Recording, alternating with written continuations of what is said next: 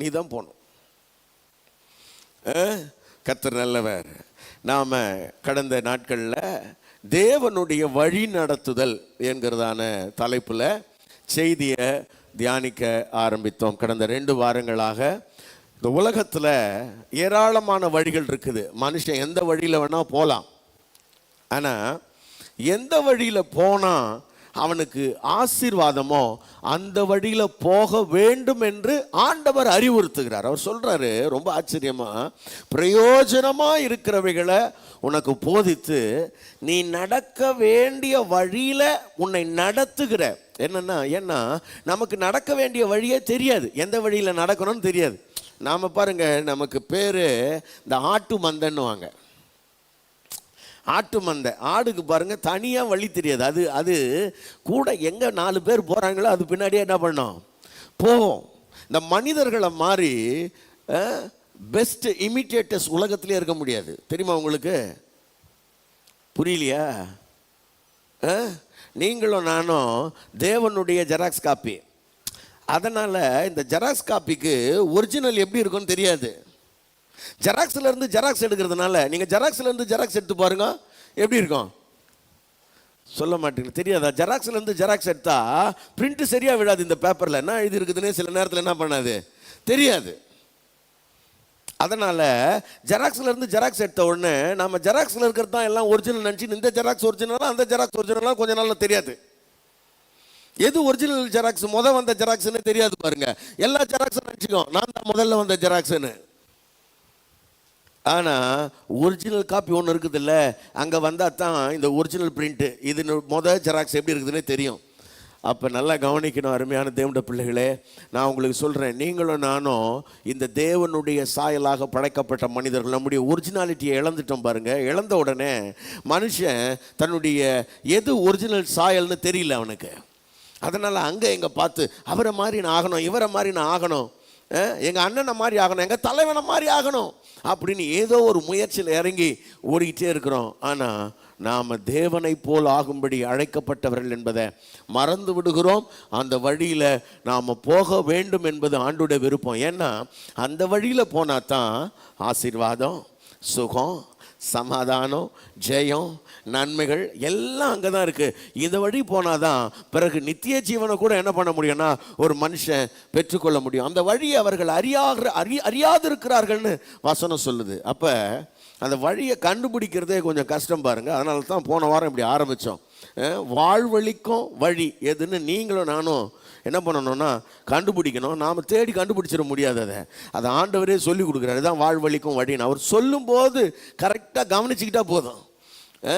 நமக்கு கரெக்டாக என்ன பண்ணிட்டா போதும், கவனிச்சுக்கிட்டா போதும். எது தான் வழின்னு அவர் சொல்கிறார் இல்லையா, அப்போ கவனிச்சுக்கிட்டா போதும். கவனிங்க. அதனால தான் போன வாரம் எரேமியா 6ஆம் அதிகாரம் 16வது வசனத்திலிருந்து நான் ஒரு காரியத்தை சொல்ல ஆரம்பித்தேன். தயவு செய்து வாசிக்கலாம். எரேமியா 6:16. வழிகளிலே நின்று பூர்வ பாதைகள் எவையென்று கேட்டு விசாரித்து. கவனிங்கள். முதலாவது இந்த தீர்க்கதரிசியின் மூலமாய் ஆவியானவர் சொல்றார், வழிகளில் நின்று. பாருங்க, வழிகளில் ப்ளூரல் ஃபார்ம், வழிகள். நிறைய வழிகள் இருக்குது. எங்கே போகிறது, எந்த பாதையில் போகிறதுன்னு தெரியாத போது அவர் சொல்கிறாரு, முதல்ல நின்று, ஸ்டாப், நில்லுங்கப்பா. முதல்ல ஏதாவது ஒரு பஸ்ஸில் ஏறி போகிறதில்ல, கால் போன போக்கில் போகிறது கிடையாது, மனம் போன போக்கில் போகிறது கிடையாது. கொஞ்சம் நில்லு, கொஞ்சம் நில்லு. உன் பாதையை தெரிவு செய்வதற்கு முன்பதாக கொஞ்சம் நில்லு. ஏன்னா நம்ம ஓடிக்கிட்டு இருக்கிற வேகத்தில் நின்று எதையும் விசாரிக்கிறதுக்கு நமக்கு என்ன கிடைக்க மாட்டேங்குது, நேரம் கிடைக்க மாட்டேங்குது, அவகாசம் இருக்க மாட்டேங்குது. எல்லாரும் ஓடுறாங்க, நானும் ஓடுறேன். பக்கத்து வீட்டுக்காரன் ஓடுறான், எதிர்த்த வீட்டுக்காரன் ஓடுறான், 3வது வீட்டுக்காரன் ஓடுறான். அவங்கெல்லாம் ஓடுறாங்களே, அவங்கெல்லாம் வழி தெரியாமல ஓடுறாங்க. ஆமாம்ப்பா, வழி தெரியாமலே தான் ஓடுறாங்க, வழி தெரியாமலே தான் ஓடுறான். அவனை பார்த்துட்டு நீயும் ஓடுறனா, அவன் எங்கே போய் விழுவானோ அதே இடத்துல நீயும் விழுந்துருவ. அதனால தான் சொல்கிறாரு, நின்று. முதல்ல நில்லுங்க. வாழ்க்கையில் அடுத்த ஸ்டெப்பு எடுத்து வைக்கிறதுக்கு முன்னாடி கொஞ்சம் நில்லுங்க. ரொம்ப அவசரப்படாதீங்க. அப்புறம் சொல்றாரு, பூர்வ பாதைகள் எவைகள் என்று கேட்டு விசாரித்து அறிந்து. எப்படி? பூர்வ பாதைகள் எவை என்று கேட்டு விசாரித்து. இன்றைக்கு நாம் அதைத்தான் பார்க்க போறோம். ரெண்டாவது, ஸ்கேன். நிறைய வழி இருக்கு. இந்த வழியில எது பாருங்க, நிறைய வழியில எது சரியான வழின்னு கொஞ்சம் என்ன பண்ணணும்னா கேட்டு விசாரிக்க வேண்டும், அனலைஸ் பண்ணணும். வாழ்க்கையில் நிறைய வழிகள் இருக்கு சார். அந்த வழிகளில் கடைசியாக அதை முடிக்கும் போது சொல்றாரு, நல்ல வழி எது என்று பார்த்து அதில் நடவுங்கள். அப்பொழுது, எல்லாரும் சொல்லுங்க அப்பொழுது, எல்லாரும் சொல்லுங்க அப்பொழுது, அப்பொழுது, அப்பொழுது உன் ஆத்துமாவுக்கு இளைப்பாறுதல் கிடைக்கும். அப்பத்தான் நீ விரும்புகிற சமாதானம், அப்பத்தான் நீ விரும்புகிற சந்தோஷம், அப்பத்தான் நீ தேடுகிற நன்மைகள் உனக்கு சொந்தமாய் மாறும் என்று கர்த்தர் சொல்லுகிறார். கவனிங்க, இப்ப இந்த விசாரிக்கிற ஸ்டேஜ் ரொம்ப முக்கியமானது. கவனமா விசாரிக்கணும். எங்க விசாரிக்கிறது? எங்க விசாரிக்கிறது? ஐயா, வழி தெரியாதவங்கிட்ட விசாரிச்சன்னா அவன் சொல்லுவான், போங்க அப்படியே வந்துடுவான். இந்த உலகத்தில் சரியா வழி சொல்ற ஆட்களுக்கு பாருங்க, நீங்க ரொம்ப கம்மி. சரியா வழி சொல்ற ஆட்கள், ஒன்று வழி தெரிஞ்சா தெரியும்னு சொல்லணும், தெரியலன்னா எனக்கு தெரியாதுங்க, நீங்க வேற யார்ட்டையாவது கேட்டுக்கங்கன்னு சொல்லணும். பாருங்க, சில ஆட்கள் வழி சொல்லுவாங்க. எப்படி சொல்லுவாங்க பார்த்துருக்கீங்களா? இப்படி போனீங்கன்னா வரும்னு நினைக்கிறேன். எல்லாரும் இப்படி தான் போவாங்க. கேள்விப்பட்டிருக்கிறீங்களா அந்த மாதிரி ஆட்களை? இப்படி போனால் வரும்னு நினைக்கிறேன், இப்படி போனால் நீங்கள் ரைட் எடுத்தீங்கன்னா வரும்னு நினைக்கிறேன். இல்லை, அங்கே போய் ஒரு கடையில் கேட்டுக்கோங்க. ஏய், அது தெரியாதா? வேற யாராவது கேட்டுக்கோன்னு சொல்ல வேண்டியது தானே. ரைட் எடுத்து ஒரு ஆள்கிட்ட கேட்டுக்குங்க. அப்போ வழி தெரியாமல் வழி என்ன பண்ணக்கூடாதுன்னா சொல்லக்கூடாது. இந்த உலகத்தில் போய் யார்கிட்டையாவது நல்ல வழி எது அப்படின்னு கேட்டிங்கன்னா, உலகத்தில் இருக்கிறவனுக்கு அவனுக்கு தெரிஞ்ச ஒரு வழி இருக்குல்ல, அந்த வழியை நல்ல வழின்னுவான். அவன் பயணிக்கிற வழியை என்னன்னு சொல்லுவான்? நல்ல வழின்னு சொல்லுவான். நான் சொல்கிறேன், நல்ல வழியை இங்கே பாருங்களேன், ஒருத்தர் பயணம் செஞ்சு முடிச்சார் பாருங்க, அவர்கிட்ட இருந்து தான் கற்றுக்கணும். அல்லேலூயா சொல்ல மாட்டீங்களே? அல்லேலூயா சொல்லுங்க நல்லா. ஆமாம்,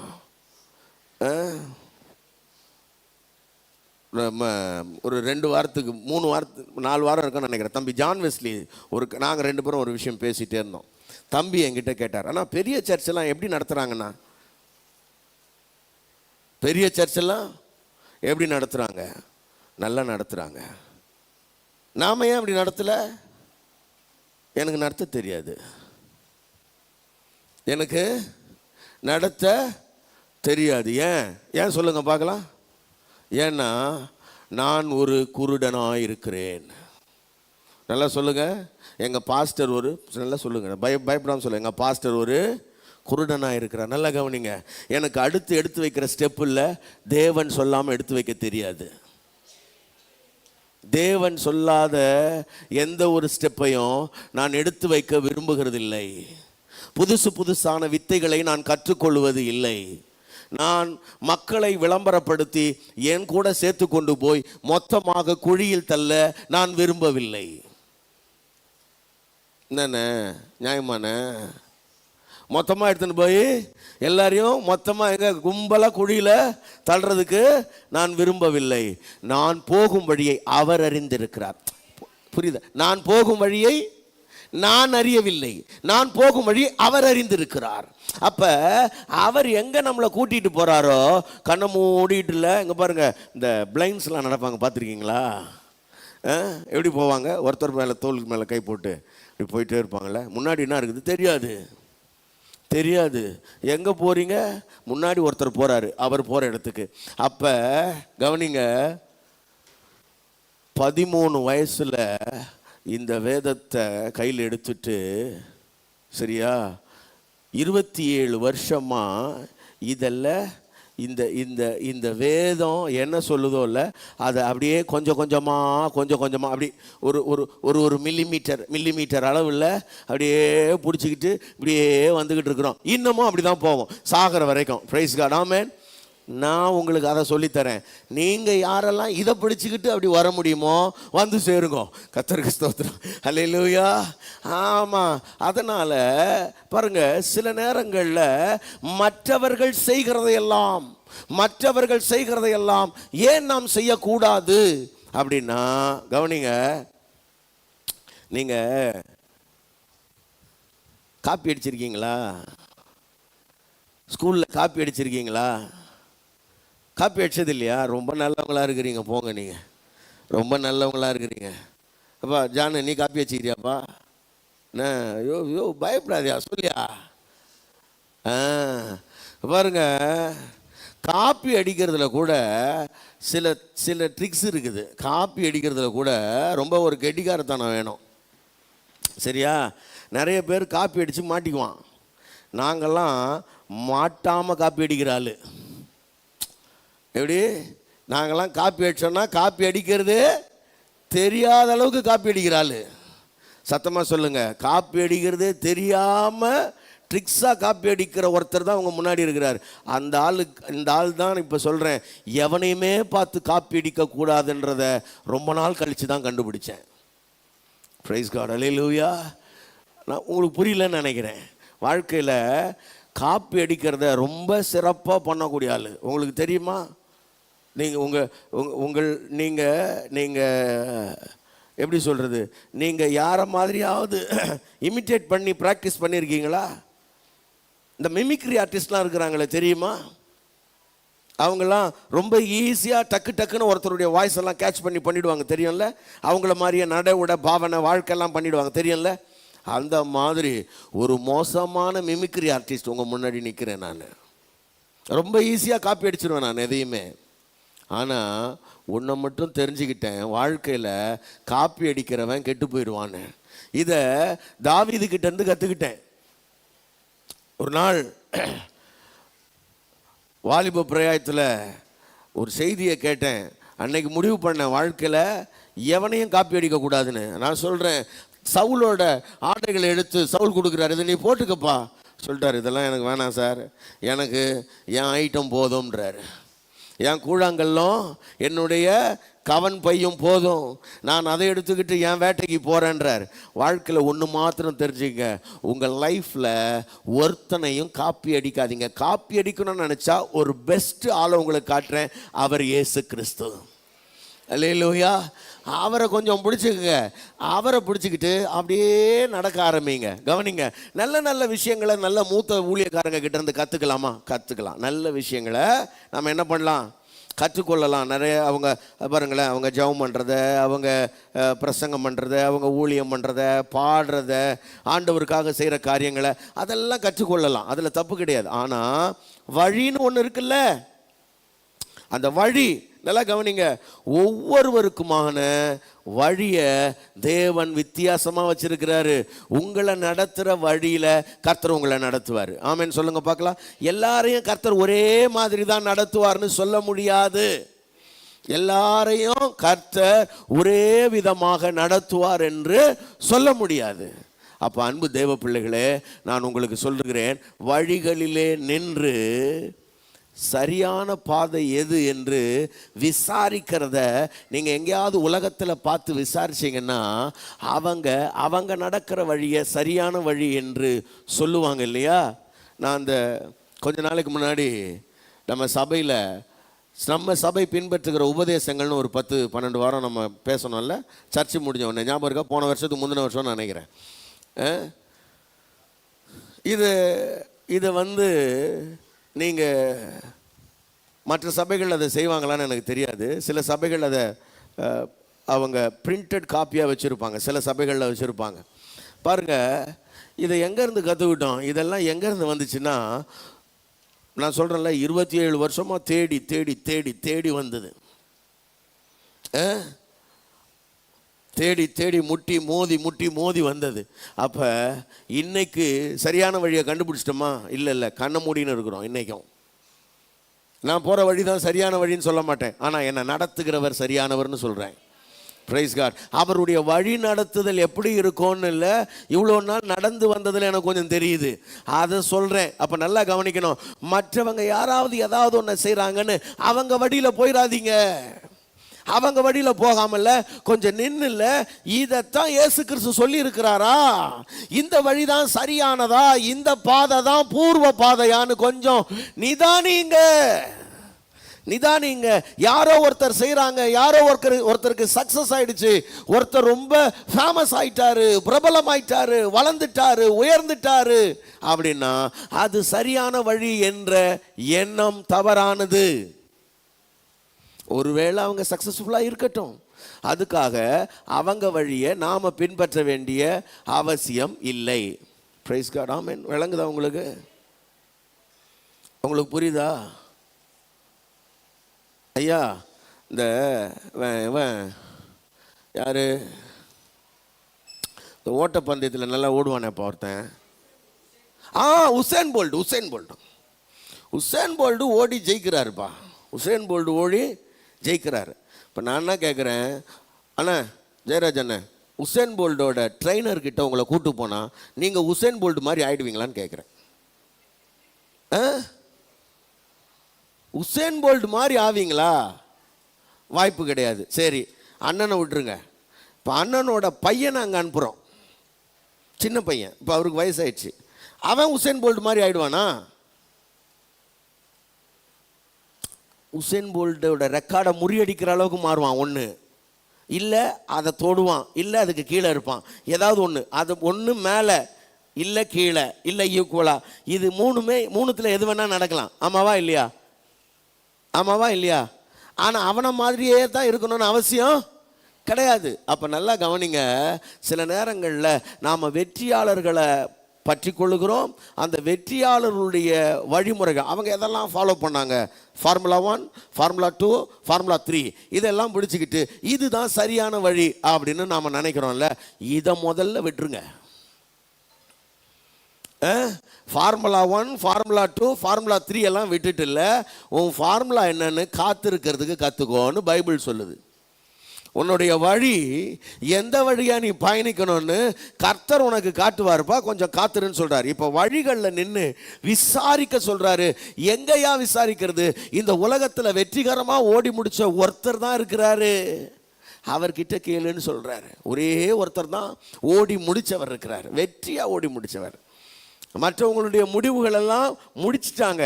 அது வெற்றியாச்சா என்னன்னு நமக்கு என்ன பண்ணாது, தெரியாது. இப்போ வேதத்தில் சில வழிகள்லாம் காட்டியிருக்கிறாங்க. வேதத்தின் பாதையில் பின்பற்றின சில மனுஷங்க இருக்கிறாங்க. 1, 2, 3, 4ன்னு விரல் விட்டு எண்ணக்கூடிய சில தெய்வ மனுஷங்க இருக்கிறாங்க. அவங்கள கொஞ்சம் நம்ம என்ன பண்ணிக்கலாம், பார்த்துக்கலாம். இப்போ நான் சொன்னேன் இல்லையா, சில நல்ல விஷயங்களை அவங்க கிட்ட இருந்து நாம் என்ன பண்ணிக்கலாம், கற்றுக்கொள்ளலான்னு. அந்த மாதிரி 1, 2, 3, 4 கற்றுக்கலாம். ஆனால் 100% எல்லாவற்றுக்குமாக ஒருவரை பின்பற்ற வேண்டுமானால் அவருடைய நாமம் இயேசு கிறிஸ்து. அல்லேலூயா. ஆமாம். அப்போ நல்லா கவனிக்கணும். இந்த உலகத்தில் ஏராளமான வழிகள் இருக்குது. ஒன்று முதல்ல அதை தெரிஞ்சுக்கங்க, கவனிங்க. இப்போ உலகத்தில் இருக்கிற யாராவது கேட்டிங்கன்னா, இது முதல்ல ஒன்று வாசிங்க, சங்கீதம் 1:1 படிங்களேன். சங்கீதம் 1:1 வேகமாக வாசிங்க. துன்மார்க்கருடைய ஆலோசனையில் நடவாமலோ பாவிகளுடைய வழியில் நில்லாமலோ. அவ்வளோதான், போதும். முதல் வழி பாவிகளுடைய வழி. நல்லா கவனிக்கிறீங்களா? பாவிகளுடைய வழி கவனிக்கணும். இந்த உலகத்தில் பாவம் செய்கிறதுக்குன்னு வாழ்கிற ஆட்கள் இருக்கிறாங்க. பாவ வழி சொல்லுங்க, பாவ வழி. இந்த உலகத்தில் இங்கே பாருங்களேன், பாவம்லாம் ஒன்றுமே கிடையாதுன்னு சொல்கிற ஒரு குரூப் இருக்குது.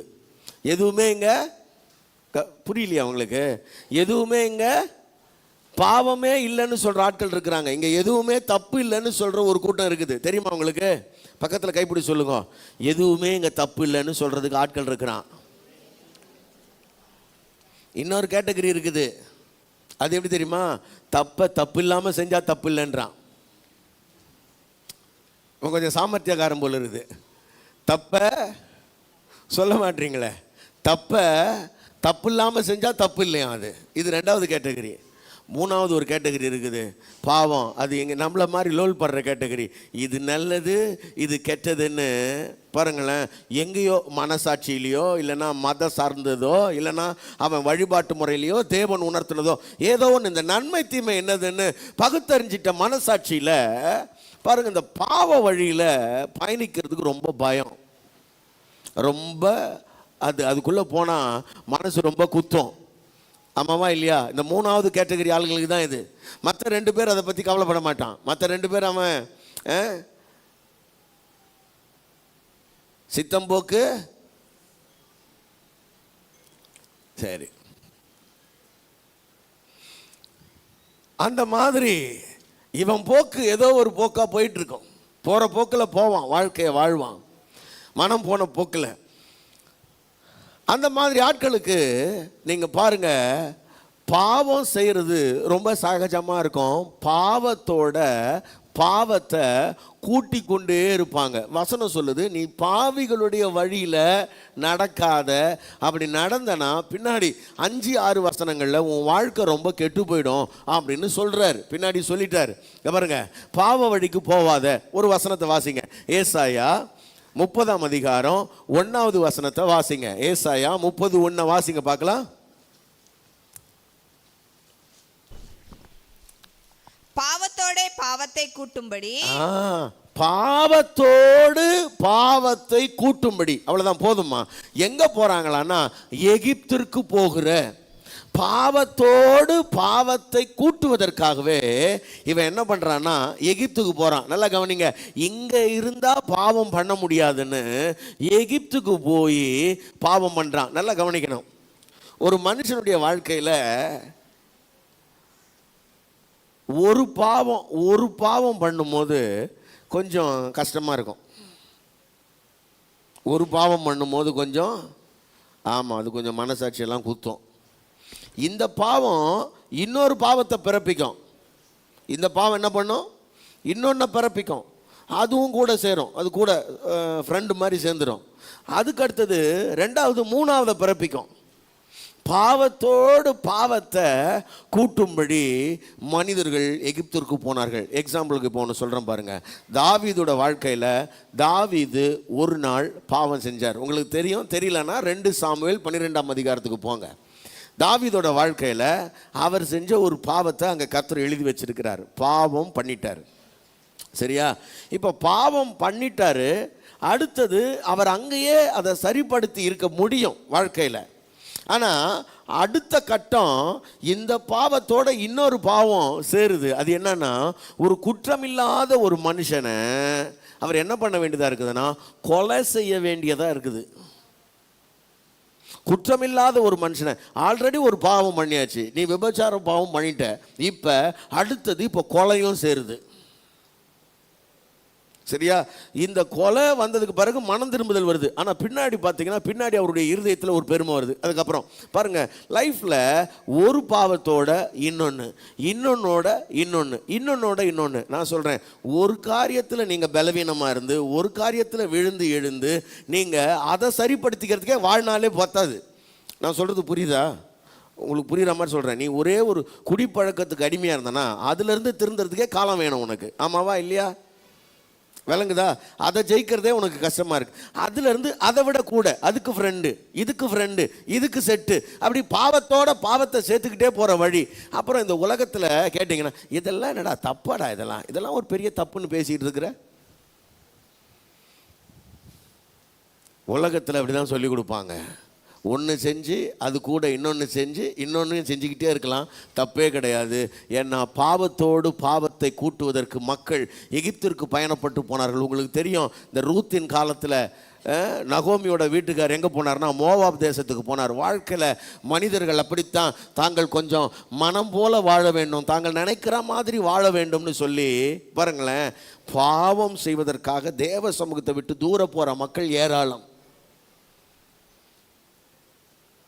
லூக்கா 15ஆம் அதிகாரத்தில் இளையகுமாரன் ஒருத்தர் இருக்கிறான். தகப்பனை விட்டு தூர போனதே பாவம் செய்யறதுக்கு, பாவத்தோடு பாவத்தை கூட்டும்படி தான் அவன் அங்கே பயணப்பட்டு போனான். அப்போ அருமையான தேவனுடைய பிள்ளைகளே, நான் சொல்கிறேன், இந்த உலகத்தில் தப்பெல்லாம் தப்பே கிடையாதுன்னு சொல்கிற உலகத்துக்குள்ளே நாம் வந்துட்டோம். ஆமாவா இல்லையா? என்னங்க உங்களுக்கு தெரியுதா இல்லையாங்க? இப்போல்லாம் நீங்கள் பார்த்தீங்கன்னா அங்கங்கே நிறைய வீக்கெண்ட்ஸில் சாட்டர்டே சண்டேஸில் நிறைய கிளப்புகள் திறந்துருக்குறாங்க. நீங்கள் போய் ஜாலியாக தண்ணி அடிக்கிறதுக்கு டோக்கன் புக் பண்ணணும். ஆண்கள் போனால் 1000 ரூபானா, பெண்களோட போனால் 500 ரூபா தானா. பொண்டாட்டியோட வந்தால் சேர்ந்து குடிக்கிறதுக்கு 500 ரூபா தானே. எவ்வளோ என்ன ஜாலியாக இருக்குது பாருங்க. அடடா வாழ்க்கை ஒரே என்ஜாய் பண்ணுறானுங்க ஜாலியாக. உலகத்தில் அது இப்போ என்ன இல்லை, தப்பு இல்லை. ஆமாவா இல்லையா ஐயா சட்டத்துறை? ஆமாவா இல்லையா? ஆமாம். நீங்கள் கல்யாணம் பண்ணிக்காமல் வாழலாம், தப்பு இல்லை. கல்யாணம் பண்ணிக்கின்னு யாரும் யாரையோட சம்மதத்தோடு ஒன்றா இருக்கலாம், அதுவும் தப்பு இல்லை. என்னங்க நீங்கள் இதெல்லாம் படிக்க மாட்டீங்களா பேப்பரில்? இப்போ எதுவுமே தப்பு இல்லைங்க, எதுவுமே தப்பு இல்லைன்றதுனால நம்ம மனம் போல வாழலான்னு வாழக்கூடாது. கவனிங்க, இந்த உலகத்தில் நன்மை தீமையை வகையறுக்கக்கூடிய ஒருத்தர் தேவன்.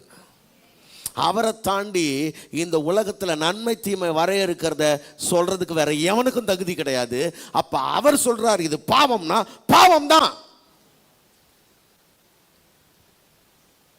இது தப்புனா தப்பு தான். நீ செஞ்சாலும் தப்பு, நான் செஞ்சாலும் தப்பு, யார் செஞ்சாலும் தப்பு தான். ஏன் அதை சொல்றவர் தேவன். அப்ப இந்த உலகத்தில் இல்ல பிரதர் அவங்கெல்லாம் அப்படி பண்ணிக்கிறாங்க, இவங்கெல்லாம் அப்படி பண்ணிக்கிறாங்க. அவங்க எங்க தாவீது கொலை பண்ணார்னா நான் கொலை பண்ணலாமா? தாவீது விபச்சாரம் பண்ணார்னா நான் பண்ணிக்கலாமா? அவருக்கு இறங்கினவர் எனக்கு இறங்க மாட்டாரா? அதனால தான் சொன்னேன் ஒவ்வொருத்தன் வழியும் வேறன்னு. அவர் வழியை பார்த்து நீ பிடிச்சிக்கிட்டு போவாத. உன் வழி வேற, உன்னை நடத்துற பாதை வேற, உனக்கு கொடுத்த கிருபைகள் வேற. யாரும் செஞ்சாங்கன்னு அதை பிடிச்சிக்கிட்டு போவாத. உன் வாழ்க்கையை கர்த்தருடைய கரத்தில் முழுசா ஒப்புக்கொடு. உன்னை ஆண்டவர் வித்தியாசமாக நடத்த வல்லவராக இருக்கிறார். அப்போ பாவ வழிகளில் பயணிக்கிறதுக்கு மக்கள் விரும்புகிறாங்க. நம்ம சுற்றி இருக்கிறவங்கெல்லாம் இல்லை, நம்மளை கொஞ்சம் என்கரேஜ் பண்ணுவாங்க. எதுக்குன்னா, இதெல்லாம் செஞ்சுக்கலாம்ப்பா, இதெல்லாம் தப்பு இல்லைப்பா, இதெல்லாம் ஒன்றும் பெருசாக கடவுள் கோச்சிக்க மாட்டாருப்பா.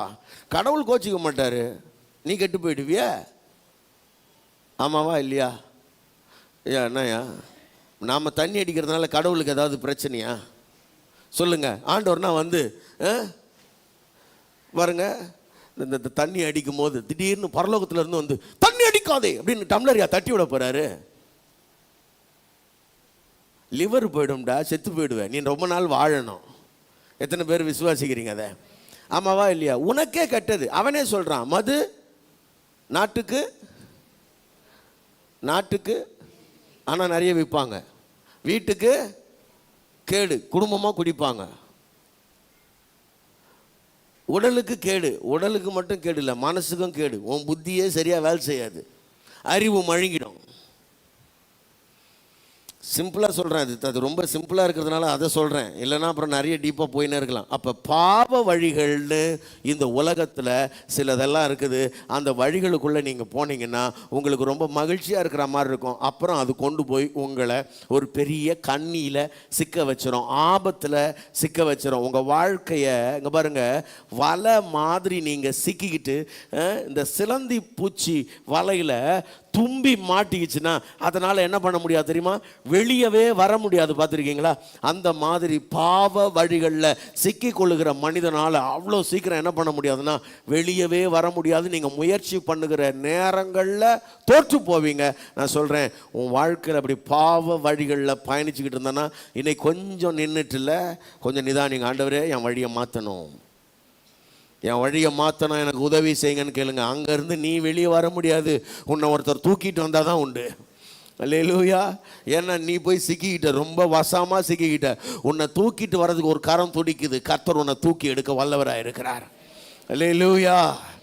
ஆமாம், பாவ வழி. ரெண்டாவது வசனம் சொல்லுது, ரெண்டாவது நீங்கள் வாசிச்சிங்கன்னா அது சங்கீதம் 1:6 நீங்கள் வாசிங்களேன். சங்கீதம் 1:6 படிக்கலாம். கர்த்தர் நீதிமான்களின் வழியை அறிந்திருக்கிறார். கர்த்தர் நீதிமான்களின் வழியை அறிந்திருக்கிறார். துன்மார்க்கரின் வழியோ அழியும். துன்மார்க்கரின் வழியோ அழியும். நல்லா கவனிக்கணும். இந்த துன்மார்க்கரின் வழியோ அழியும் அப்படின்னு சொல்லப்பட்டிருக்கு இல்லையா? இந்த உலகத்தில் இந்த துன்மார்க்கரின் வழி அப்படின்றது என்னன்னே தெரியாது ரொம்ப பேருக்கு. அது என்னையா துன்மார்க்கருடைய வழினா என்னையா தெரியாது.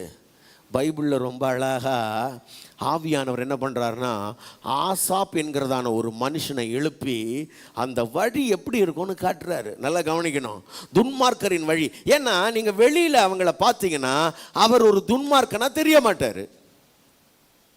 வெளியில் ஒரு துன்மார்க்கனை பார்த்தீங்கன்னா உலகத்தில் அவருக்கு எப்படி இருக்குன்னா, சமுதாயத்தில் அவருக்கு ஒரு உயர்ந்த அந்தஸ்து கொடுக்கப்பட்டிருக்கும். பெரிய மனுஷங்க, அவர் உருட்டை செயின் போட்டிருப்பாருண்ணே, நத்தனத்தையே மோதிரம் இருக்கும் கையில், கெத்தா வருவார் அண்ணன் பெரிய காரில்.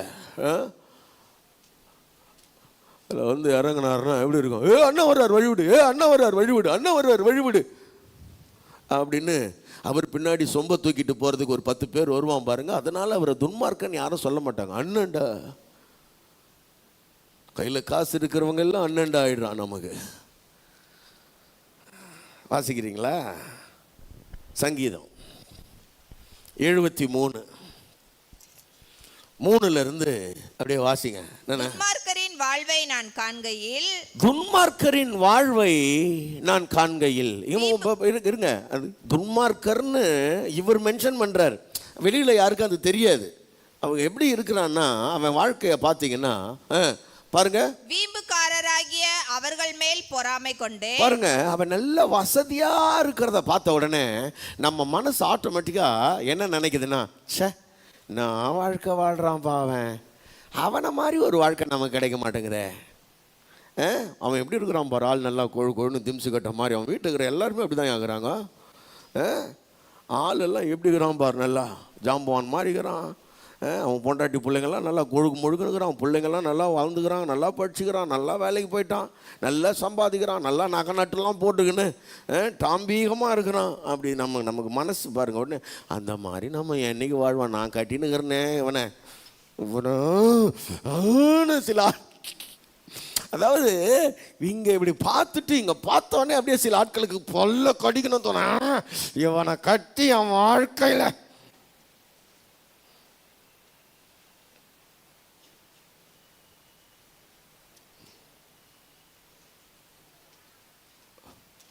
வாழ்க்கையை கெடுத்துக்காதீங்க.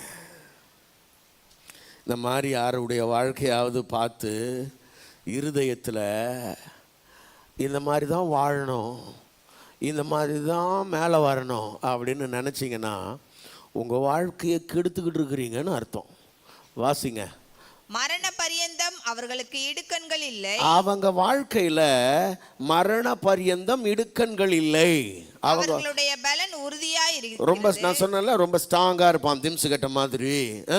நரற்படும் வருத்தத்தில் அகப்படார்கள். அவங்களுக்கு எந்த கஷ்டமுமே இருக்காது.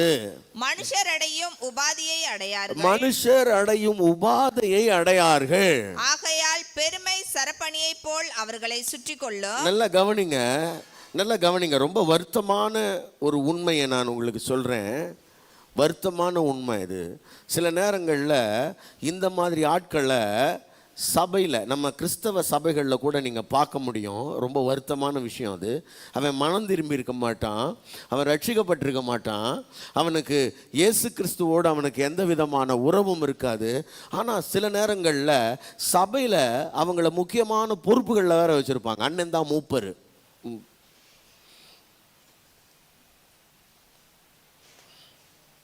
அண்ணன் தான் மூப்பர், சர்ச்சிலேயே அவர் தான் டாப்பர்.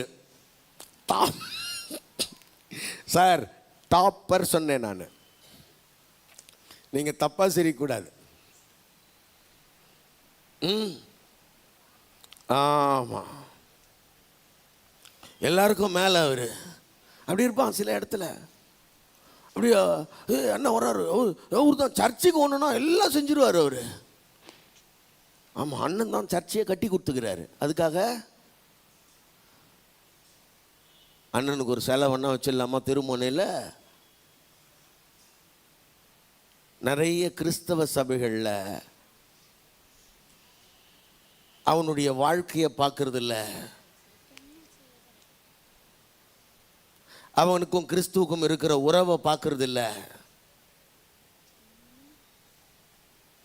பணம் கொடுக்கறதுனால மாத்திரமே சில ஆட்கள் ரொம்ப சீக்கிரமாக மேலான இடத்துக்கு வந்துடுவாங்க.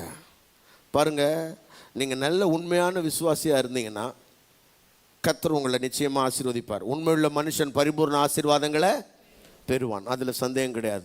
உங்கள் ஆசீர்வாதமும் உங்கள் ஐஸ்வர்யமும் தேவனுக்கு பயன்படணும். நீங்கள் தேவனுக்காக கொடுக்கணும். அவருக்கு கொடுக்கறதுக்கு தான் கர்த்தர் உங்களுக்கு கொடுக்குறார். ஆனால் அது கொடுக்கறதுனாலயே உங்களை யாராவது தூக்கி வச்சு கொண்டாடினாங்கன்னா அந்த சர்ச்சில் தயவு செஞ்சு இருந்துடாதீங்க. ஏன்னா உங்களை நரகத்தில் தள்ளுறதுக்கு அதான் வழி. உங்களை கொண்டு போய் தூக்கி என்ன பண்ணிடுறாங்க, தலைகீழாக தள்ளிடுறாங்கன்னு அர்த்தம். ரொம்ப ஜாக்கிரதையாக இருங்க, கவனமாக இருங்க. அப்போ இங்கே சொல்கிறாரு, நரற்படும் வருத்தத்தில் அகப்படார்கள். அப்புறம் ஆகையால் பெருமை சரப்பணியை போல் அவர்களை சுற்றி கொள்ள. ஆமாம், அவங்க வாழ்க்கையை பார்த்தீங்கன்னா அப்படிதான் பெருமை. அப்படி எதை பேசினாலும் பெருமை. ஐயோ ஐயோ, என் வீடு என்ன, என் குளம் என்ன, என் கோத்திரம் என்ன, என் ஆஸ்தி என்ன, அந்தஸ்து என்ன. ஆமாம், ஏன்னா நான் போனால் நான் இந்த ஹோட்டலெல்லாம் சாப்பிடவே மாட்டேன். இதெல்லாம் ஹோட்டலாயா, இதெல்லாம் சாப்பாடாயா, அதெல்லாம் நாங்களாம் சாப்பிட்டா அப்படி தான் சாப்பிடுவோம், வாழ்ந்தா அப்படி தான் வாழ்வோம். எதை பேசினாலும் பெருமையாக தான் பேசுவான். அவன் கெட்டு போகிறதுக்கு பாருங்க, ஒருத்தன் ரொம்ப சீக்கிரம் நரகத்துக்கு போகிறான்னா அவன் எப்படி பேசுவான்றது தான் அது பாயிண்ட்டு. பெருமை சரப்பணியை போல மூடும், அவன் வாய் வானம் விட்ட பேசும். அடுத்த வரியை படிங்க. கொடுமை ஆடையை போல் அவர்களை மூடிக்கொள்ளும், அவர்கள் கண்கள் கொழுப்பினால் எடுப்பாய் பார்க்கிறது. ஐயோ, கண்ணு பார்க்குற பார்வை எப்படி தெரியுமா, அடுத்தவனெல்லாம் ரொம்ப கேவலமாக பார்க்குறது. நீ எல்லாம் ஏண்டா வாழ்கிறதுக்கு வந்துக்கிற, வாழ்கிறதுக்கு தகுதியானாலாம் நீ அப்படின்ற மாதிரி அடுத்தவனெல்லாம் பார்க்குது.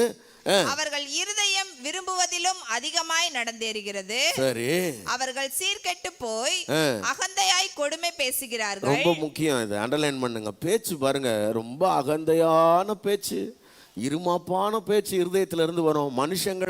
மனுஷங்களா மதிக்காம அவங்களோட பேச்சு ரொம்ப துன்மார்க்கமா பேசுவாங்க. அந்த பேச்செல்லாம் இதெல்லாம் பார்க்கும் போதுல இப்படிதான்டா இவர மாதிரி தான்டா இருக்கணும் அப்படின்னு தோணும் நமக்கு. ஆனா ஆவியானவர் நமக்கு அப்படி நைஸா காதுல சொல்ற மாதிரி சொல்றாரு. என்ன தெரியுமா சொல்றாரு, கெட்டு போயிடாத, அந்த மாதிரி போய் கெட்டு போயிடாத. இவர் சொல்றாரு, எனக்கே ஒரு நிமிஷம் நானே அப்படியே ஸ்டக் ஆகிட்டேன். என்ன ஸ்டக் ஆகிட்டேன், இல்லை இப்படி தான் வாழணும் போலன்னு நானே நினச்சிட்டேன் அப்படின்றாரு ஆசாப். ரொம்ப நல்ல மனுஷன் அவர். எவ்வளோ அழகாக நமக்கு சொல்லி கொடுக்குறாரு பாருங்களேன். ஏன்னா வாழ்க்கைன்னா இப்படி தான் வாழணும்னு நான் நினச்சேன்றாரு. இந்த மாதிரி உண்மையை ஒத்துக்கிறதே பெரிய விஷயம். ஆமேன்னு சொல்ல மாட்டீங்களே. அப்போ இந்த மாதிரி ஆளுங்க கிட்டேருந்து நம்ம கற்றுக்காமல் எப்படிங்க இருக்க முடியும்? ஏங்க, இந்த மாதிரி ஆளுங்க நமக்கு சொல்லி கொடுக்கும்போது நாம் எங்கே போய் கற்றுக்கிறது?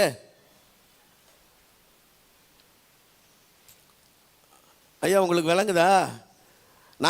நம்ம கற்றுக்கிற இடம் இங்கே. இப்போ இவர் சொல்லி கொடுக்குறாரு வழி, இதுதான் வழி, இதை பார்த்து நடன்னு சொல்கிறாரு. இதிலேருந்து கற்றுக்கும் போது நான் வேற எங்கே போய் கற்றுக்கிறது? வேற எங்கே போய் நான் மினிஸ்ட்ரியை கற்றுக்கிற ரொம்ப அழகாக சொல்லி கொடுக்குறாரு பாருங்க. இப்படி வாழாத, படிங்க, தொடர்ந்து அப்படியே படிச்சிருங்க. வாய் வானம் மட்டும் எட்ட பேசுகிறார்கள், அவர்கள் நாவு பூமி எங்கும் உலாவுகிறது.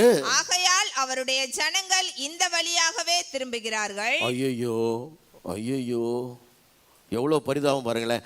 அவருடைய ஜனங்கள் இந்த வழியாக திரும்புகிறார்கள். ரட்சிக்கப்பட்ட ஜனம், ஆண்டவரை அறிஞ்ச ஜனம் இந்த துன்மார்க்கனுடைய வழியை தெரிஞ்சுக்கிறதா? என்ன அநியாயம் பாருங்களேன். ரட்சிக்கப்பட்டு கொஞ்ச நாள் சபைக்கு வந்துனே இருக்கிறான், இந்த மாதிரி யாரையாவது ஒருத்தனை பார்த்தவனா இதான் சரியான வழின்னு போயிடுறான். நான் உங்களுக்கு சொல்கிறேன், உங்கள் வாழ்க்கையோட ஒவ்வொரு ஸ்டெப்பும் எடுத்து வைக்கும்போது ரொம்ப கவனமாக எடுத்து வைங்க. ஒரு துன்மார்க்கனுடைய வழியையும் நீங்கள் தெரிந்து கொள்ளாதிருங்கள், ஒரு துன்மார்க்கனுடைய பாதையும் நீங்கள் பற்றி கொள்ளாதிருங்கள். ஏன்னா அந்த சங்கீதத்தை முடிக்கும் பொழுது ஆசாப் இப்படி சொல்றாரு, நீர் முடிவில் அவனை கொண்டு போய் சறுக்கலான இடங்கள்ல அவன் விழுந்துட்டான்னு சொல்றாரு.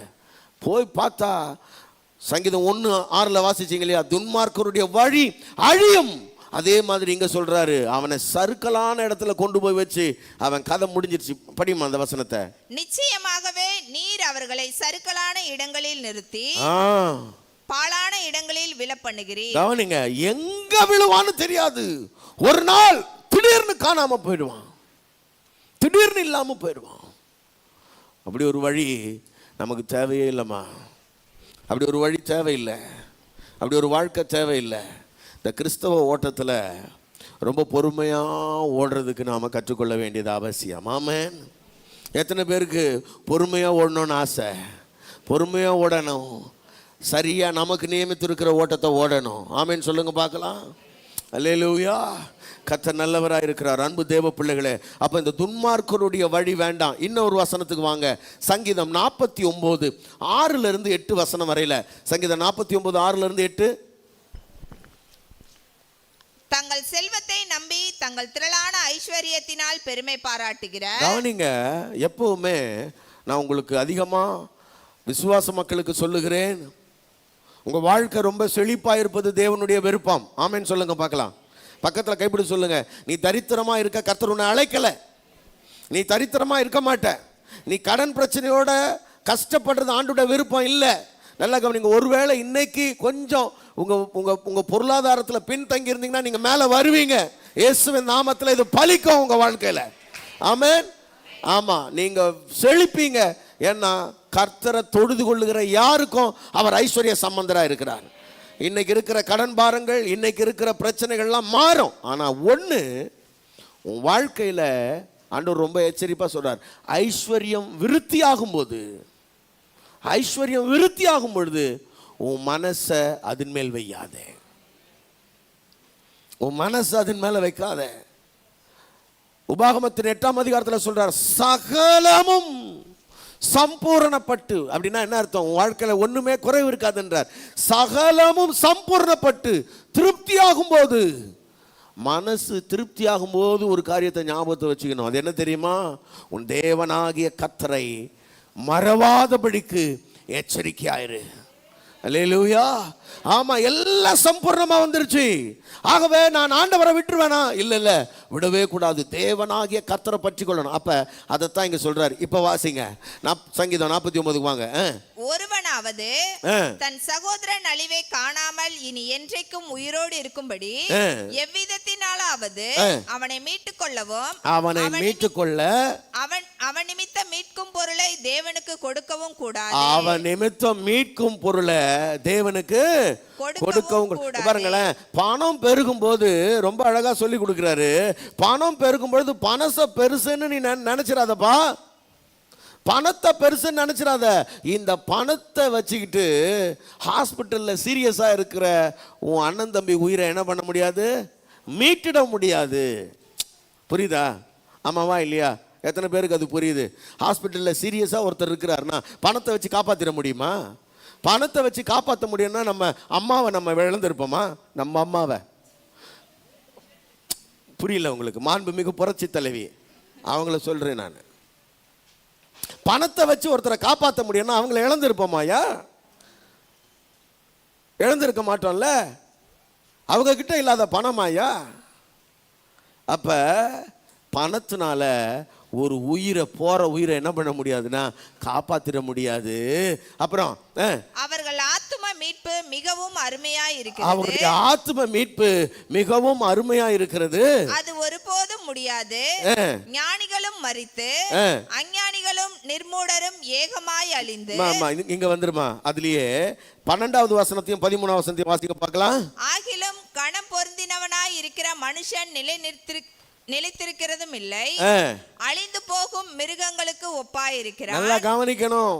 ஒரு மனுஷன் இந்த சொசைட்டில ரொம்ப கனம் பெற்றவனா இருக்கிறான் அப்படின்றதுக்காக நீ அவனை ஃபாலோ பண்ணிட்டு போயிடணும்னு நினைக்காத. அவருக்கு பெரிய பேரு, புகழ், அந்தஸ்து, வீடு, ஆஸ்தி பாசி எல்லாம் இருக்கலாம். ஆனாலும் அவனிடத்துல தேவனை பற்றிய அறிவு இல்லை, தேவனை பற்றிய உணர்வு இல்லை. அவனுடைய வாழ்க்கை நிலைத்திருக்கிறது இல்லை. அதையும் அவன் யோசிக்கிறது இல்லை. அதை சொல்றாரு, இதுதான் அவர்கள் வழி, இதுதான் அவர்கள் பைத்தியம்.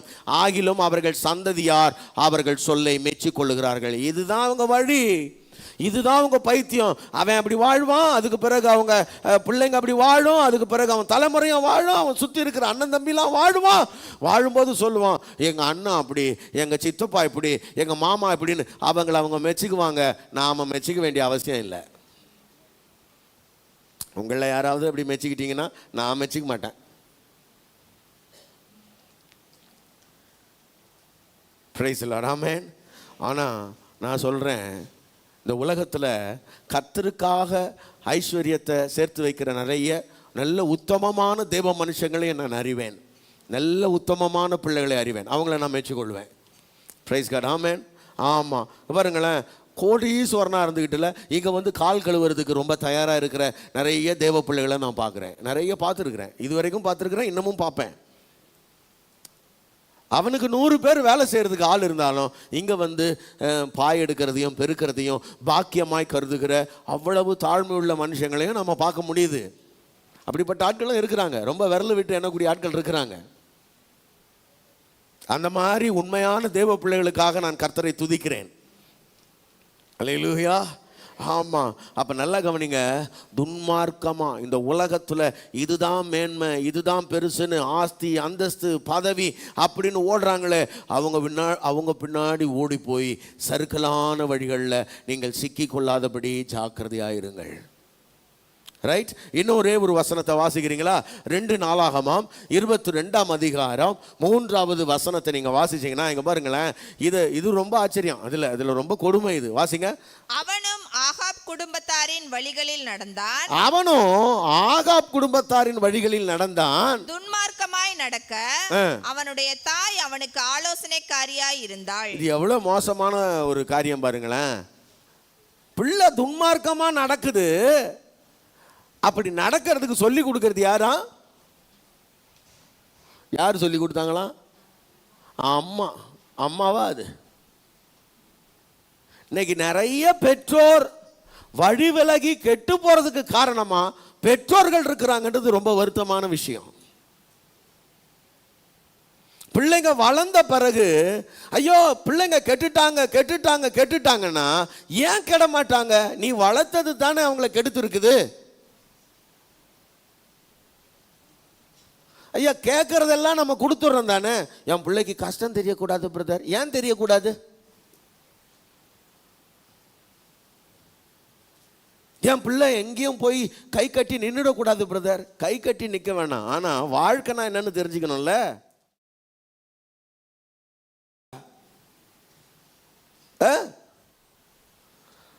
$100 ஒரு பொருளை வாங்கிட்டு வந்தா அந்த $100 பொருளை அப்படி வாயில வச்சுட்டு அப்படி தூக்கி போடுறாங்கல்ல. வேணாம் எனக்கு பிடிக்கலன்னு தூக்கி போடுறாங்க. $100 வேல்யூ தெரியுது அவனுக்கு.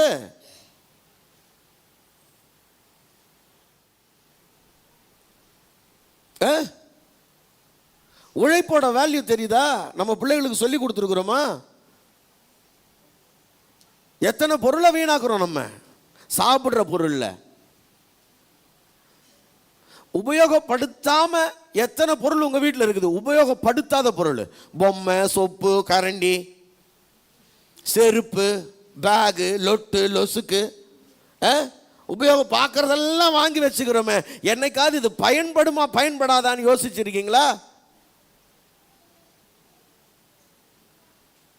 இப்படி வளர்த்து ஒரு காலத்தில் அவன் துன்மார்க்கமா போறதுக்கு நாம தானே காரணமா இருக்கிறோம்.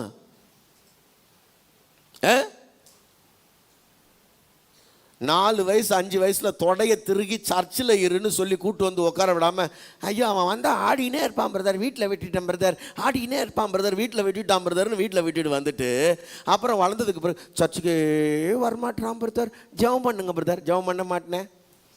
நீ அழுது ஜெபம் பண்ற, நீ பண்ணி வராதவனா நான் பண்ணி வந்துட போறான்.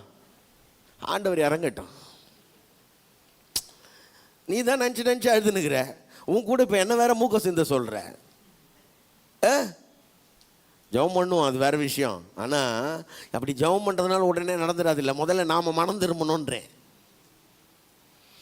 நம்ம பிள்ளைகள் துன்மார்க்கமாய் நடப்பதற்கு நாம் காரணக்கர்த்தாவாக இருந்திருக்கிறோம். அதாங்க விஷயம்.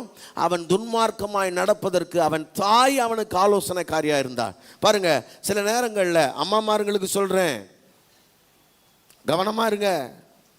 பிள்ளைங்களுக்கு மரியாதையை சொல்லி கொடுங்க. பெரியவங்களுக்குள்ள இருக்கிற சண்டைய பிள்ளைகளுக்குள்ள திணிக்காதிருங்க. உங்கள் வீட்டில் தாத்தா பாட்டிக்கு வீட்டுக்கு போனால் தாத்தா பாட்டியை பார்த்தா ஸ்தோத்திரம் பண்ணு, அவங்க கிட்ட பேசு, அவங்க கிட்ட நல்ல விதமாக நடந்துக்க. அத்தை, மாமா, சித்தி, சித்தப்பா யாரையும் பார்த்தா மரியாதையாக நடக்கணும். உங்கள் பெரியவங்களுக்குள்ள இருக்கிற சண்டையை உங்கள் அத்தைக்காரி என்ன சொன்னா, அப்போ பொல்லாத சொல்கிறதெல்லாம் கேட்காத. அப்படிலாம் பிள்ளைங்க மனசில் தேவையில்லாத விஷங்களை விதைக்காதீங்க. வேண்டாத விஷங்களை பிள்ளைகளுடைய இருதயத்தில் விதைக்கிறது அவங்கள துன்மார்க்கமான பாதையில கொண்டு போகுமா போகாதா? எவ்வளவு தவறான வழி நடத்துதல். உங்க ஆயா கிட்ட கொஞ்சம் ஜாக்கிரதையாயிரு. உங்ககிட்ட ரொம்ப ஃப்ரீயா இருக்கலாமா? என்ன அது விரியன்னா இது கட்டு விரியன். இவ்வளவுதான் வித்தியாசம், வேற ஒன்றும் பெரிய வித்தியாசம் கிடையாது. ரெண்டும் விஷம்தான். அப்புறம் நான் அதுகிட்ட ஜாக்கிரதையாரு, இதுகிட்ட ஜாக்கிரதையாரு. அப்ப பெரியவங்க கிட்ட மரியாதையா நடந்துக்க சொல்லுங்க, எல்லாரையும் அன்பு பாராட்ட சொல்லுங்க, பிள்ளைங்க கிட்ட பகிர்ந்தளிக்கிற பழக்கத்தை உண்டாக்குங்க, பிள்ளைங்க கிட்ட ஷேர் பண்ண சொல்லு. நீயே சாப்பிடு, யாருக்கும் கொடுக்காத, தனியாக எடுத்துன்னு போய் ஐஸ்கிரீம் வாங்கி கொடுத்து நீயே சாப்பிடு, கொடுத்துடாத. உனக்கே சோறு போட மாட்டான், பார்த்துக்கினேரு. சோறு போட மாட்டானே உனக்கு. எனக்கு கஷ்டமா இருக்குது, கையில் ஒரு 200 ரூபாய் கொடுக்குமா? எப்படி கொடுப்பான்? நீ தானே தனியாக சாப்பிட சொன்ன அவனை. தனியாக சாப்பிட சொல்லி கொடுத்தியா இல்லையா? அவன் தனியாக தான் சாப்பிடுவான், அவன் தனியாக தான் வாழ்வான்.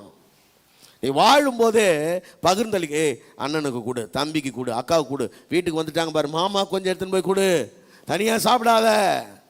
அப்படி பிள்ளைகளுக்கு சொல்லி கொடுத்து ஒழுங்காக வளர்த்தா அவனுக்கு பகிர்ந்தளிக்கிற மனம் இருக்கும். இல்லைன்னா அவன் ஒரு சுயநலவாதியாக தானே வளருவான். அப்ப இவன் துன்மார்க்கமாய் நடக்கிறதுக்கு இவன் பாருங்க, அவங்க தாய் ஆலோசனைக்காரியா இருந்தா, உன் கூட தானே படிக்கிறான் ரமேஷ், அவனை பாரு, இதோ பிரகாஷை பாரு, சுரேஷை பாரு, நீ உன் பிள்ளைய பாரு.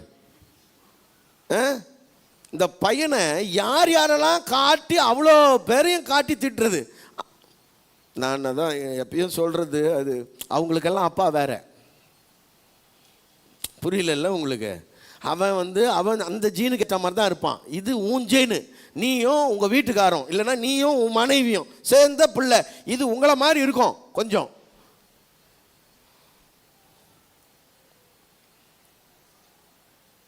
சரியா? ஆமா. அப்ப நல்லா தெரிஞ்சுக்கணும் ஒரு விஷயத்த, அடுத்தவங்களோட கம்பேர் பண்ணி நீ தத்தி, நீ லாய்க்கு இல்லை, நீ உதவாக்கற, இப்படி சொல்லிக்கிட்டே இருந்தால அவன் ஒரு கட்டத்துக்கு மேல ரொம்ப அழுத்தத்தினால உந்தப்பட்டுல இந்த வழியா திரும்பிடுறான். அவன் உனக்கு என்ன காசு தானே வேணும், எடுத்துன்னு வரேன் பாரு, நான் பணம் தானே வேணும் உனக்கு, சம்பாதிக்கிறேன் பாரு, எவனுமே சம்பாதிக்க முடியாத அளவுக்கு சம்பாதிக்கிறேன் பாருன்னா அவன் போய் சம்பாதிப்பான். அப்புறம் அவன் ஜெபம் பண்ணுங்க, சர்ச்சைக்கே வரமாட்டானே. அவன் தான் பணத்துக்கு முன்னாடி போயிட்டான்ல, அது டேஸ்ட்டை பார்த்துட்டான்ல, உலகம் அவனுக்கு ருசிக்குது இல்லை. பருமையான தேவனுடைய பிள்ளைகளே, துன்மார்க்கமான வழியில் பயணிக்காதபடி ஜாக்கிரதையாயிருங்கள். இன்னும் ஒரே ஒரு காரியத்தை சொல்கிறேன், இதை நான் அடுத்த வாரமும் தொடருவேன், இது ரொம்ப பெருசாக இருக்குது. சங்கீதம் 119 101வது வசனத்தை நாம் வாசிக்கலாம். சங்கீதம் 119 101வது வசனம். உம்முடைய வசனத்தை நான் காத்து நடக்கும்படிக்கு சகல பொல்லாத வழிகளுக்கும் என் கால்களை விலக்குகிறேன். சகல பொல்லாத வழிகள், எல்லாரும் சொல்லுங்க, பொல்லாத வழி. நல்லா கவனிங்க, பொல்லாத வழிகளுக்கும் என் கால்களை விளக்குகிறேன். அவர் சொல்றாரு, சகல பொல்லாத வழிகளுக்கும் என் கால்களை விளக்குகிறேன். அப்படின்னா இந்த பொல்லாத வழி, இங்க பாருங்களேன், துன்மார்க்கமான வழின்னா பைபிள் தான் அதை துன்மார்க்கமான வழின்னு சொல்லுது. உலகத்தில் அதுக்கு துன்மார்க்கமான வழின்னு அதுக்கு பேர் கிடையாது. உலகத்தில் பொறுத்த வரைக்கும் அது ரொம்ப கனம் பொருந்திய வழி, உலகத்தில் மக்களுக்கெல்லாம் அதுதான் மேன்மையான வழி. ஆனால் பைபிள் அது துன்மார்க்கமான வழின்னு சொல்லுது, அது வேண்டாம். அடுத்தது பொல்லாத வழி. இந்த பொல்லாத வழினா என்ன தெரியுமா? ஒரு மனுஷனை தேவனை விட்டு விலகி அவனை அந்நிய வழிபாடுகளுக்குள்ள, அந்நிய ஆராதனைகளுக்குள்ள, அந்நிய சடங்கு சம்பிரதாயங்களுக்குள்ள கொண்டு போய் சேர்க்கிற வழி பொல்லாத வழி என்று வேதம் சொல்லுகிறது. தயவு செய்து நம்ம வாசிக்கலாம், 2-3 வசனங்களை வேகமாக படிக்கலாமா? யோபு 8ஆம் அதிகாரம் 11 14 வசனங்கள் வரையில் வாசிக்கலாம். யோபு 8 11 14.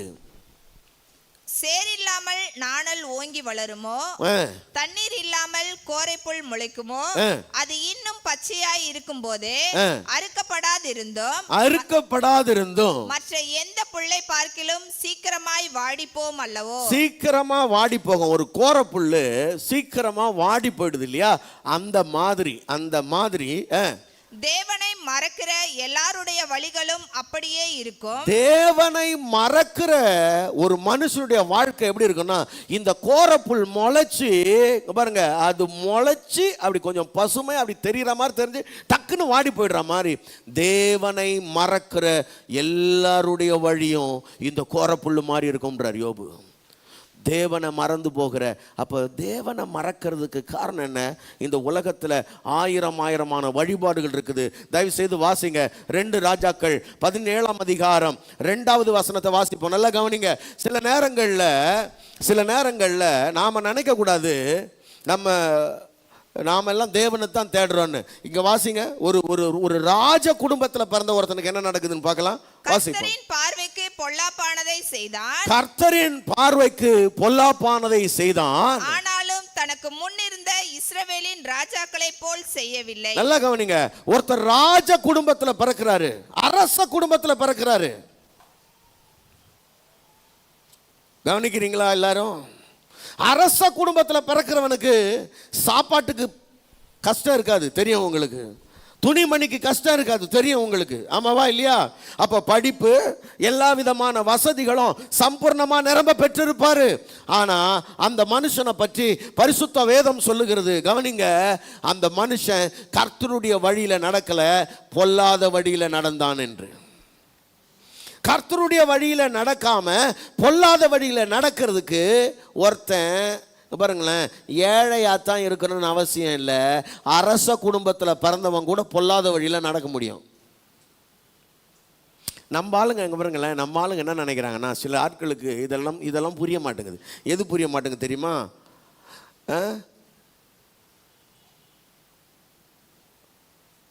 சில நேரத்தில் கார்ப்பரேஷன் ஸ்கூலில் இல்லைன்னா கவர்மெண்ட் ஸ்கூலில் அங்கே படிக்கிற பசங்களாம் மோசமான பசங்க பிரதர். அங்கே படித்தா என் பிள்ளைங்க கெட்டு போயிடுவாங்க பிரதர்.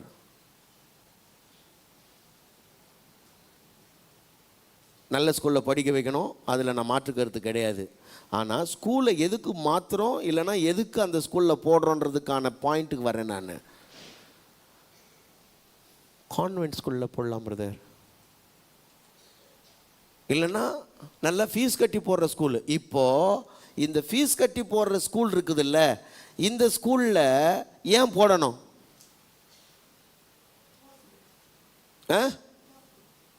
அட்மாஸ்பியர்னா என்ன? அட்மாஸ்பியர் இங்கே இருக்கிற பசங்களா நல்ல பசங்களா? அறிவை சார்ந்த பசங்களா? அப்படிதான் நாம் நினைக்கிறோம். இங்கே 5 ரூபாய் வச்சுன்னு தப்பு பண்ணுறவன் இங்கே 500 ரூபாய் வச்சுன்னு தப்பு பண்ணுவான். இவ்வளோதான் வித்தியாசம். இங்கே தமிழில் கெட்ட வார்த்தையாக பேசுகிறவன் இங்கே இங்கிலீஷில் கெட்ட வார்த்தையாக பேசிக்குவான். அவ்வளோதான். தமிழில் பேசுவான், இங்கே இங்கிலீஷில் திட்டிக்குவான். எப்படி புரியுதா உங்களுக்கு? இங்கே தமிழில் கெட்ட வார்த்தை பேசுகிறானா, இங்கே என்ன பேசுவான்? இங்கிலீஷில் அதே கெட்ட வார்த்தை, இன்னும் அதை விட பேட் வேர்ட்ஸ்லாம் இங்கிலீஷில் பேசுவான். நீங்கள் நினச்சிட்டாதீங்க ஸ்கூல் மாற்றுறதுனால பிள்ளைங்க சரியாயிடுவாங்கன்னு. எஜுகேஷனுக்காக மாற்றுறது ஓகே. ஐயா இங்கே ஸ்கூலில் கொஞ்சம் டீச்சிங் சரியில்லை, சொல்லிக் கொடுக்குற முறைகள் சரியில்லை, ஆசிரியர்கள் எங்களுக்கு ஏதோ உடன்பாடு இல்லை, நல்ல ஸ்கூலில் போட்டால் என் பிள்ளைங்க கொஞ்சம் நல்லா படிப்பாங்கன்னு நினைக்கிறேன், இது ஓகே. ஆனால் நம்ம நினப்பு என்னவா இருக்குது தெரியுமா? சில நேரத்தில் இங்கே இருக்கிற இந்த பசங்களும் மோசமானதுங்க பிரதர், இவங்க கூடலாம் சேர்ந்தா என் பிள்ளை கெட்டே போயிடுவான் பிரதர். சரி நல்ல பசங்க கூட சேர வச்சு நல்லா வளப்போ. நல்ல பசங்க கூட போய் என்ன பண்ணு, தேடி கண்டுபிடிச்சி சேர்த்துடு உன் பசங்களை. நல்ல பசங்களா நிறைய பேர் அப்படிதான். யூத் மீட்டிங்லாம் பசங்களை ஏன் அனுப்பல? யூத் மீட்டிங்லாம் போனால் பசங்க கெட்டு போயிடுறாங்க. நல்லா வச்சுக்கோ, தனியாக வச்சு நல்லா வளர்த்துடு. ரொம்ப சந்தோஷம், நாங்கள் பார்க்குறோம். அதை தான் நீ சந்தோஷமா நல்ல பிள்ளைங்க, என் பிள்ளைங்க எங்க இருந்தாலும் மகிழ்ச்சியா இருக்கணும்ன்று, மகிழ்ச்சியா சிறப்பா இருக்கணும்ன்றது தான் எங்களோட விருப்பமே. ஏன்னா எங்கெல்லாம் சேர்ந்தா கெட்டு போயிட்டாங்கல்ல, கெடாம நீ வளர்த்துடுன்றேன் நான். இங்கெல்லாம் அவங்க கெட வேண்டியதில்லை. வாங்கி கொடுத்து வச்சுக்கிறல ஃபோனு, வெயிட் பண்ணு. நான் தம்பி ராஜசேகர ஒன்றுதான்டா, கரெக்டா?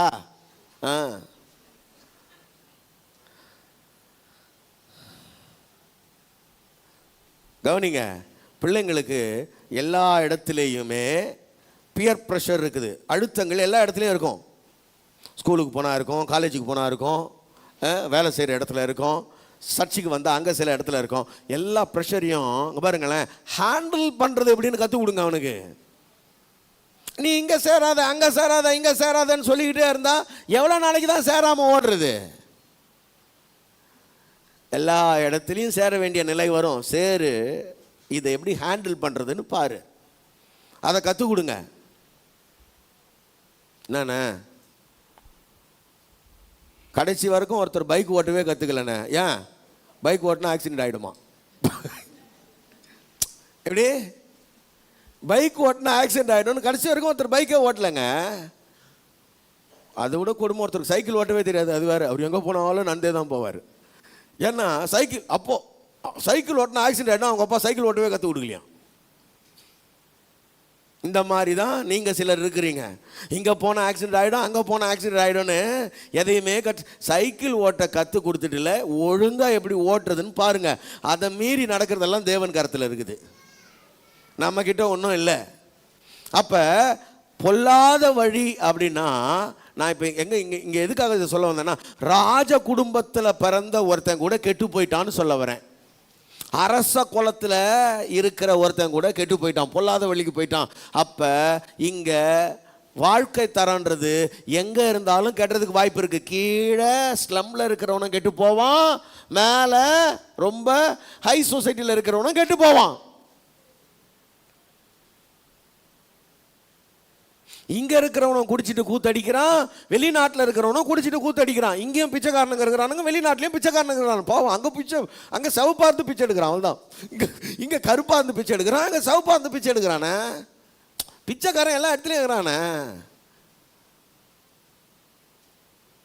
இங்கேயும் ட்ரக்ஸ் யூஸ் பண்ணிட்டு விழுந்து போய் கிடக்கிறான், வெளியில் போனீங்கன்னா அங்கேயும் ட்ரக்ஸ் யூஸ் பண்ணிட்டு விழுந்து போய் கிடக்கிறான். எல்லா இடத்துலையும் எல்லாரும் இருக்கிறான். எப்படி ஹேண்டில் பண்ணுறது, இந்த உலகத்தை எப்படி ஃபேஸ் பண்ணுறதுன்னு கற்றுக் கொடுங்க பிள்ளைங்களுக்கு. அப்போ பொல்லாத வழி என்ன? பொல்லாத வழி தேவனை விட்டு விலகி அப்புறம் அப்படியே கொஞ்சம் கொஞ்சமாக எங்கே போயிட்டாங்களாம்? விக்கிரகத்தின் வழியில், உலகத்தின் வழிபாடுகளில் போயிட்டாங்கன்னு அந்த வசனம் சொல்லுது. அதை மட்டும் வாசிங்க பார்க்கலாம், தயவுசெய்து வாசிங்க. 2 ராஜாக்கள் 17 8-9.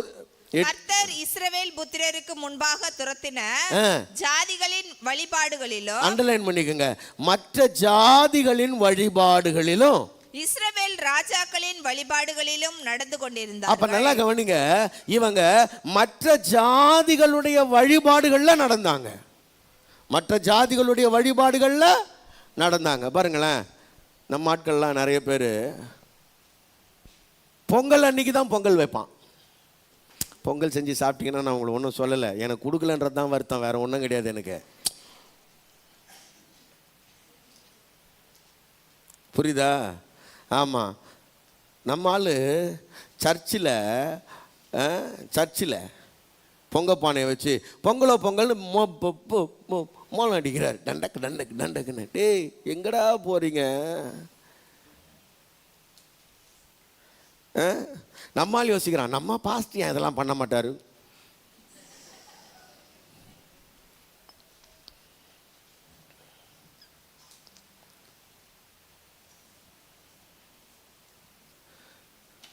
இது அறுப்பின் பண்டிகை தானே நாம் கொண்டாட. பார், தனியாவா உனக்கு அப்புறம் 2 மணி நேரம் பேசுவோம் நம்ம அதை பற்றி. வெயிட் பண்ணு, இந்த கதையெல்லாம் எங்களுக்கு தெரியும், நாங்களே ஊருக்கெல்லாம் சொல்லிட்டு வரோம், எங்ககிட்ட வந்து கதை சொல்லாத. ஆமாம், அது பாருங்களேன், அந்நிய வழிபாடுகளை எல்லாம் உங்கள் வாழ்க்கையில் நீங்கள் பின்பற்றுவதை விட்டு தயவு செய்து வெளியேறுங்க. விக்கிரக ஆராதனைகளோடு தொடர்புடைய காரியங்கள்ல நீங்க தலையிட்டு கொள்ளாதிருங்கள். சரியா? எதெல்லாம் தேவன் விரும்பலையோ அதெல்லாம் தயவு செய்து உங்க வாழ்க்கையிலிருந்து அப்புறப்படுத்த பாருங்க. மற்றவங்க செஞ்சாங்கன்றதுக்காகவே நீங்க செய்யணும்னு அவசியம் கிடையாதுங்க.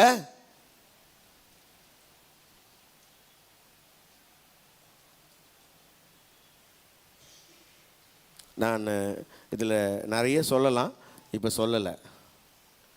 கிறிஸ்மஸுக்கு நம்ம வீட்டில் நம்மால் தான் குடில் வைப்பான். ஏசு கிறிஸ்து எங்கள் வீட்டில் பிறந்துட்டார் பா, அவர் 2000 வருஷம் ஆச்சு பிறந்து.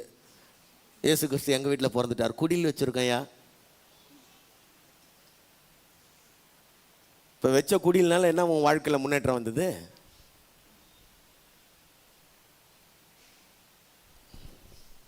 கட்டின ஸ்டார்னால ஏதாவது நடந்துருந்தா பரவாயில்ல, நீயும் சொல்லிக்கல குடும்பமும் சொல்லிக்கல, எதுக்கு இப்போ ஸ்டார் கட்டின?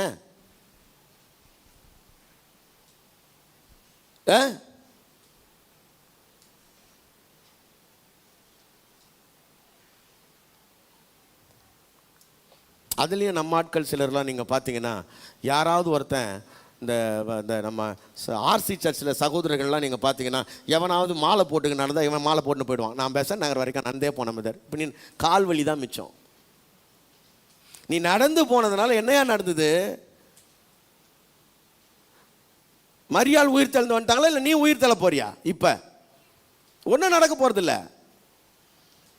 எல்லாம் அந்நிய வழிபாடுகளுக்குள்ள சிக்கி கிடக்கிறது. இதை ஏன் செய்யறோன்னே தெரியாது. 4 பேர் செஞ்சா நான் செய்வேன்.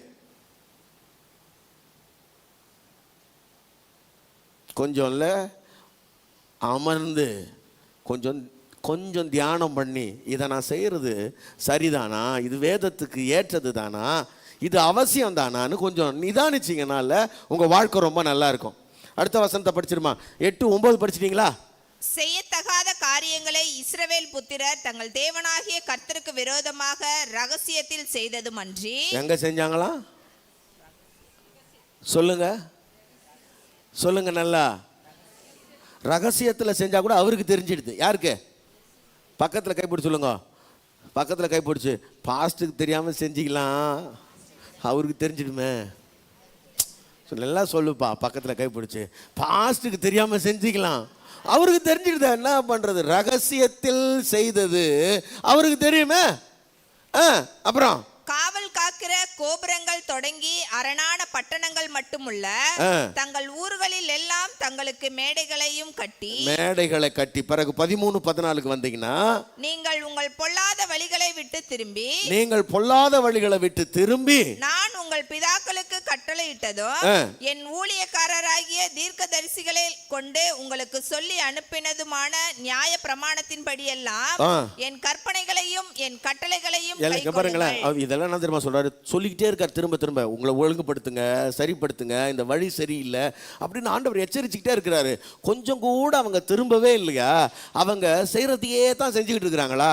ஆண்டவர் அவங்கள விட்டுட்டாரு. எங்க விட்டுட்டார் தெரியுமா? சிறையிருப்புக்கு விட்டுட்டார். அவங்களுடைய எல்லா மேன்மைகளும் உரிந்து கொண்டு ஒரு நாட்டுக்கு அடிமைகளா அவங்க போறதுக்கு ஆண்டவர் விட்டுட்டார். இப்போ காலமெல்லாம் நீ என்ன பண்ண, இருந்து கஷ்டப்படுன்னு விட்டுட்டாரு. ஏன்னா சொல்லி சொல்லி பார்க்குறாரு, உன் வழி சரியில்லைப்பா, உன் வழியை திருத்து, உன் வழியை மாத்துன்னு போதிச்சுக்கிட்டே இருக்கிறாரு. கேட்கவே இல்லை. இப்போ நான் சொல்கிறேன், உங்கள் வாழ்க்கையில் பாவிகளுடைய வழி உங்கள் வழியாக இருக்கா?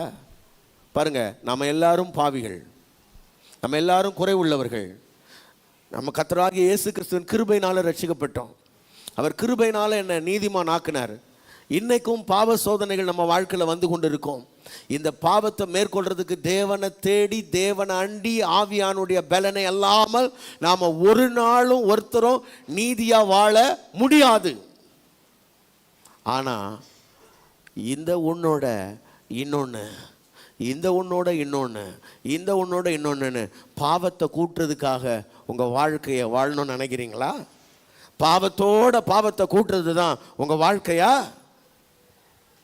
2, துன்மார்க்கமான வழி. உங்கள் வாழ்க்கையில் எல்லாம் இருக்கலாம், சகல மேன்மைகளும் ஆடம்பரங்களும் நிறைஞ்சது. ஆனால் அது எப்படிப்பட்ட வாழ்க்கைன்னா துன்மார்க்கமான வாழ்க்கை, தேவனற்ற வாழ்க்கை, சுயத்தில் மேன்மை பாராட்டுகிற வாழ்க்கை, தன் திறமையை, ஆற்றலை, தன்னுடைய பெருமைகளை அங்கே உயர்த்தி காட்டுகிற வாழ்க்கை, அந்த துன்மார்க்கமான வாழ்க்கை தான் உங்கள் வழியா? இல்லைன்னா பொல்லாத வழி, தேவனை விட்டு விலகி அந்நிய மக்களுடைய வாழ்க்கையை போல அந்நிய வழிபாடுகளில் புறஜாதிகளுடைய வாழ்க்கை முறைமையின்படி வாழக்கூடிய வழி, எப்படியும் வாழ்கிறாங்க மக்கள், நானும் அதில் ஒரு மாதிரி வாழ்ந்துட்டு போகிறேன்னு நினைக்கிற வழி உங்கள் வழியா? உங்கள் வழியை சிந்திச்சு பாருங்க. இன்னும் கொஞ்சம் இருக்குது, அடுத்த வாரத்தில் பார்க்கலாம். எந்த வழியில் போகணும்னு நீங்க எந்த வழியில் பயணப்பட போறீங்க நீங்க முடிவு பண்ணுங்க. பக்கத்தில் கைப்பிடி சொல்லுங்க, உங்க வாழ்க்கை நீங்க தான் முடிவெடுக்கணும். நீங்க தான் முடிவெடுக்கணும். இங்க பாருங்களேன், இங்க யாரும் யாரையும் கைப்பிடிச்சு நடத்த முடியாது. கைப்பிடிச்சு நடத்துற ஒருத்தர் இருக்கிறார், அவர் தான் உங்களை கூப்பிடுறதுக்கு இப்ப ஆயத்தமா இருக்கிறார். இந்த வழியா வாப்பான்னு கூப்பிடுறாரு. ஜீவனுடைய வழியில, ஆசீர்வாத வழியில, சமாதான வழியில அவர் உங்களை நடத்துறதுக்கு விரும்புறாரு. நீங்க அவர் கரத்தை பிடிச்சுக்கிட்டா ரொம்ப மகிழ்ச்சி. உன் முடிவு சமாதானம், உன் முடிவு ஆசீர்வாதம், உன் முடிவு மகிமை. அவர் கையை உதறிட்டு நான் என் வழி தான் போவேன்னு நினைச்சிங்கன்னா அதுக்கு நான் பதில் சொல்றதுக்கு நான் என் வாயில நான் அதை சொல்ல விரும்பலன்றேன். அவர் கையை உதறி விட்டு நான் என் மனம் போல நடப்பேன்னு நீங்க போனீங்கன்னா அதனுடைய விளைவுகள் எவ்வளவு ஆபத்தானதா இருக்குன்னு நீங்க வேதத்தை வாசிச்சு பார்த்து தெரிஞ்சுக்குங்க. வேதத்தை வாசி பார்த்து தெரிஞ்சுங்க. பிரைஸ் லார்ட், ஹல்லேலூயா. நாம் அப்படியே கண்களை மூடுவோமா? வழிகளிலே நின்று பூர்வ பாதைகள் எவைகள் என்று கேட்டு விசாரித்து அறிந்து, ஆண்டவரே விசாரிக்கிறதுல ஆண்டவர் நமக்கு கிருபை தருவாராக. எல்லாரும் ஆண்டவருடைய கரங்களை ஒப்பு கொடுத்து, என் பாதை ஒருவேளை பாவிகளுடைய வழியா, என் பாதை ஒருவேளை துன்மார்க்கரின் வழியா, என் பாதை ஒருவேளை பொல்லாத வழியா, ஹல்லேலூயா, என் வழிகளை அறிந்தவரே, எல்லாரும் ஆண்டவருடைய கரத்தில் ஒப்பு கொடுத்து, என் வழிகளை நீங்க அறிஞ்சிருக்கிறீங்கப்பா, நான் போகும் பாதையை நீங்க அறிஞ்சிருக்கிறீங்க. எல்லாரும் கர்த்தருடைய கரத்தில் ஒப்பு கொடுத்து ஸ்தோத்திரம் பண்ணுங்க. எல்லாரும் கர்த்தருடைய கரத்தில் ஒப்பு கொடுத்து ஸ்தோத்திரம் பண்ணுவோம். ஆண்டவரே என் வழியெல்லாம் நீங்க அறிவீங்க. ஆண்டவர் எல்லாரும் கர்த்தருடைய கரங்களை ஒப்பு கொடுத்து ஸ்தோத்திரம் பண்ணுவோம். ஹல்லேலூயா. ஆண்டவரே என் வழிகளை நீர் அறிவீர். என் வழி